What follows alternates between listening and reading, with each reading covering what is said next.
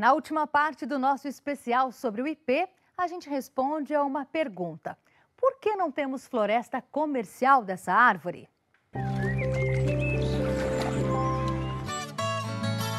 Resiliência ecológica. Sabe o que é? Ouça.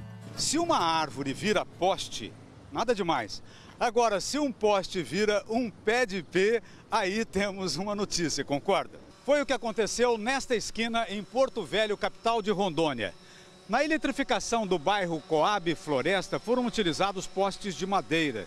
Com o tempo, um deles começou a brotar, viu-se que era um ipê, virou árvore outra vez. Hoje já tem poste de concreto ao lado, mas o ex-poste ainda guarda no tronco os suportes da fiação, tem até um reator. Em Porto Velho, ele é conhecido como o ipê que se recusou a ser poste e ganha aqui o símbolo de resistência, de vigor dessa espécie. Vamos agora ao Brasil Central. Quem vê essas floradas espetaculares não imagina como por aqui o ipê pode ficar vulnerável. O regime hídrico está mudando aqui no Cerrado. Antigamente as chuvas começavam em setembro, outubro, agora estão começando em novembro, dezembro. O agrônomo Jales Teixeira, professor e pesquisador da PUC, da Universidade Estadual de Goiás, faz pesquisas com ipê. Ele explica que, apesar da rebrota de algumas espécies, a força da descendência está mesma nos frutos. Só que a semente do ipê tem validade curta, 30 dias, pouquinho mais. Depois disso, gora. Com o retardo das chuvas, a água chega quando milhões de sementes já se tornaram xoxas. Se esse quadro permanece, muito provavelmente os ipês não vão conseguir sobreviver naturalmente no seu ambiente. Menos ipê no ambiente é um baque na cadeia biológica. Na próxima florada, perca 5 minutos para observar o tanto de bicho se fartando da espécie. Ele faz a ponte quando falta alimento, pois floresce no auge da seca. Dá musculatura aos polinizadores que depois vão beneficiar as plantas que só dão fruto no período chuvoso. Sem contar o papel de climatizador quando transpira. Ela retira a água do lençol freático e coloca na atmosfera nessa época que já é bastante seca, numa estimativa aproximada uns 2.000 litros de água por dia. Esta reportagem tem nos dado a oportunidade de conhecer pessoas de perfis bem interessantes. Nesta fazenda, com licença do trocadilho, encontramos um hiperativo, um cara que tem mania de plantar essências nativas. Eu acho que ser exagerado compulsivo em plantar árvores é um vício e é uma coisa muito boa. Ao todo, eu já cheguei a plantar 40 mil mudas, né, de espécies nativas, sendo que dessas aí, praticamente 18 mil são espécies de ipê, amarelo, roxo e branco. Fábio de Paula Santos é oficial de justiça em Goiânia. Na propriedade da família, em Santa Rosa de Goiás, cumpre um propósito de vida: rearborizar os pastos que o pai formou. Esse aqui o que é? É o ipê caraíba, ave típica do cerrado restrito mesmo. Essa área todinha aqui era área de pastagem. Aqui tinha uma represinha que ela só acumulava água da chuva. Como tudo aqui tinha sido desmatado, Fábio começou a recompor primeiro as áreas de preservação permanente e a reserva legal. Em 2 pontos de lagoas temporárias, reflorestou as margens. É fácil comparar as fotos de antes e as imagens de agora. Observa a mãe do Fábio, dona Eusa dos Santos. Eu admiro muito essa paixão que ele tem, né, pela natureza. Admiro muito. A água não só voltou, como formou um novo córrego na área, que ele oficializou no mapa com o nome das filhas, Esther e Helena. Registrei no cartório de imóveis, para ficar para a eternidade aquele córrego lá, registrado em homenagem às minhas filhas. Na frente da casa, plantou o umbigo das 2 meninas, embaixo de 2 mudas de sapucaia. Espera que, quando crescerem, permaneçam unidas como vão ficar as copas das árvores. É a representação do amor que eu tenho por elas e que eu espero que tenha entre elas também. É uma loucura. Loucura! Meu pai nunca para quieto aqui. Ele tem que plantar, fazer o que lá. Você nem calcula o trabalho que dá esse ipê. Ele chega aqui com 3, 4 baldes de 20 litros cheios de semente. Fábio conta com um atencioso e entusiasmado ajudante. O João Barbosa é quem trilha as sementes, esparrama no canteiro, rega, mima as mudinhas no viveiro, abre as covas, planta. E zela delas também no cercadinho que evita o pisoteio e a fome do gado. Esse é o sistema que eu utilizo também para a arborização das pastagens, né?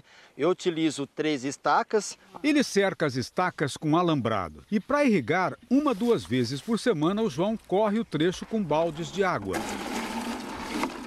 Você já viu um bebedouro desses? É o reuso de um vasilhame de 5 litros com um vergalhão trespassado na tampa. A planta vai matando a sede gota a gota. Também, reciclando garrafas de refrigerante, fazem porta-iscas para afastar as formigas. E assim formaram uma população de quase 20 mil pés de ipê, acompanhadas de outras amigas nativas, como se vê aqui. Em primeiro plano, o ipê, atrás a embaúba, a árvore da preguiça, depois um buriti, um jacarandá bico de pato. E vendo o sucesso da iniciativa do Fábio, lembrando o ímpeto de vida que faz até poste brotar, uma pergunta se levanta.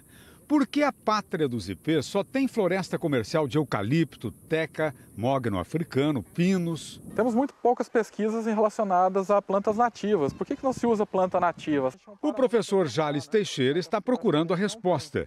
Na Universidade Estadual de Goiás, em Morrinhos, montou com os alunos uma pesquisa de iniciação científica para acompanhar o desenvolvimento de mudas nativas. O experimento, ainda com as plantas em vasos, compara o eucalipto com o jatobá, a mutamba e o ipê rosa de madeira dura.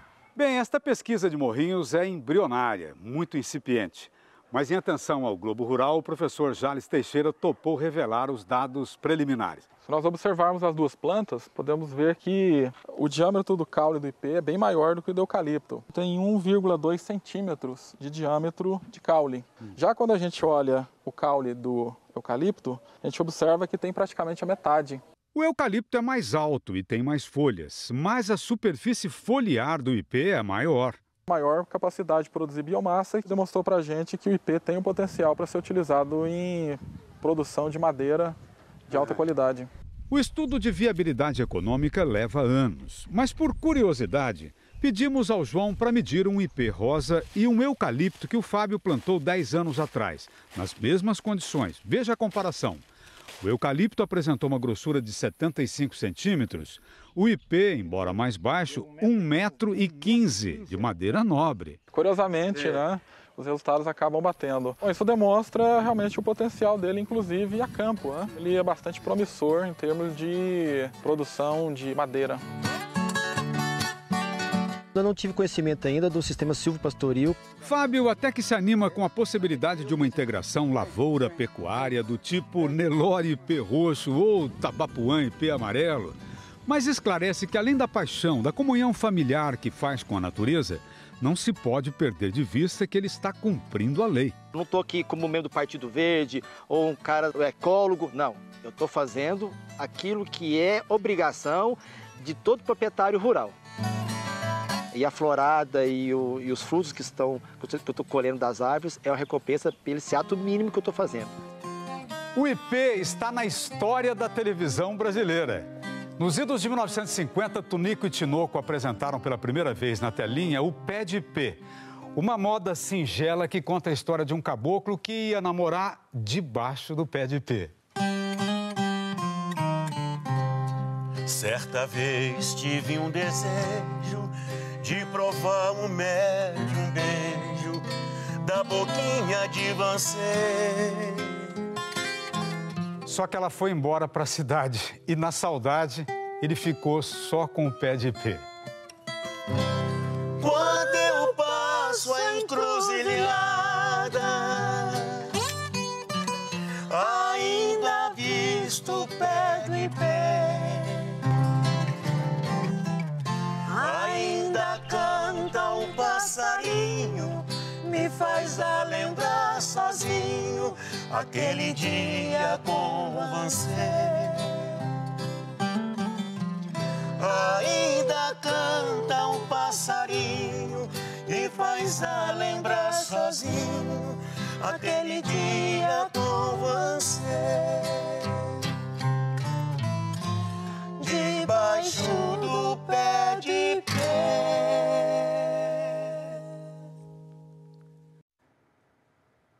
4 espécies de ipê já estão em risco de extinção. A cacheta, o ipê roxo cascudo, o rio-docensis, que é endêmico do Vale do Rio Doce, e o pau-d'arco, flor de algodão do Espírito Santo. E na revista Globo Rural deste mês, que tem na capa o agro contra a crise neste ano, você vê uma reportagem sobre o ipê ameaçado, a cobiça dos madeireiros ilegais depois do mogno.